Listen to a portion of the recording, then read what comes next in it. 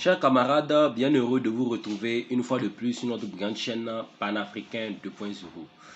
Aujourd'hui, l'actualité internationale nous envoie en Corée du Nord où le président Kim Jong-un est vraiment furieux contre Washington, je vous dis. Donc, il a récemment proféré des menaces nucléaires même, je vous dis, à l'endroit de Washington et de la Corée du Sud. Oui. Les raisons vont vous surprendre, les gars. Donc, mesdames et messieurs, bien avant de continuer, je vous prie de vous abonner, de liker, de partager et surtout beaucoup de commentaires. Voilà. Vous savez, récemment, les représentants du gouvernement américain se sont retrouvés avec les membres du gouvernement nord et sud-coréen, vous m'excusez. Et d'après les informations de la part de Washington, il s'agissait d'une réunion stratégique et purement défensive.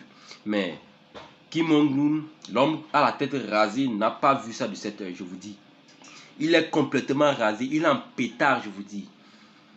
Et il n'a pas laissé l'occasion, il n'a pas laissé passer l'occasion. Il a profité de cela pour menacer sérieusement Washington et la Corée du Sud. Puisque, selon lui, c'était une réunion de complot pour faire tomber son régime. Vous savez, Washington rêve sérieusement de faire tomber, de faire basculer le régime nord-coréen en régime démocratique, hein, je vous dis. Surtout à cause de son soutien à la Russie, je vous dis. Donc, Kim Jong-un, lui, voit ça comme une menace sérieuse. Et il a aussi menacé, en cas de floutisme pour faire tomber son gouvernement, il frappe. Et on le connaît pour ça, on sait que c'est un homme à la tête rasée, je vous dis. Voilà. Et après ces menaces, il a procédé à un test nucléaire, ou bien à un essai nucléaire, dans la mer de l'Est. Oui, mais ce qui est le plus surprenant, c'est que aucun média nord-coréen n'a fait état, n'a fait mention. Donc les médias américains qui se sont chargés de faire ressortir l'information à propos de cet essai nucléaire. Donc, actuellement, dans le Pacifique, là-bas, tout part en couille. Hein. On n'est pas loin d'une escalade. Voilà. Donc, Pyongyang se dit être prêt à toute éventualité, je vous dis. L'homme attend... Kim Jong-un, c'est quelqu'un de complètement rasé, je vous dis. Il attend juste une moindre occasion pour frapper.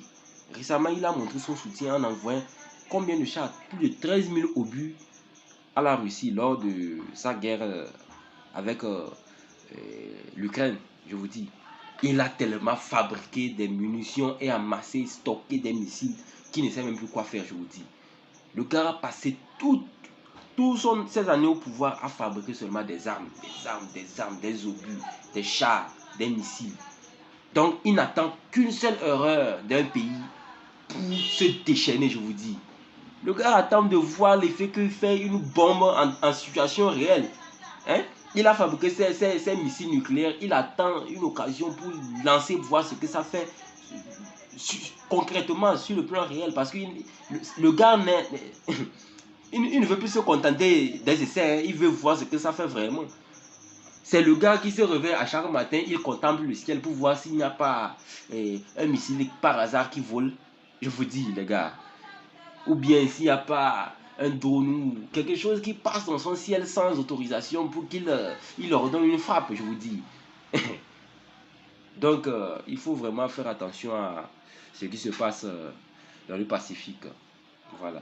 Donc, mesdames et messieurs, nous sommes à la fin de notre émission.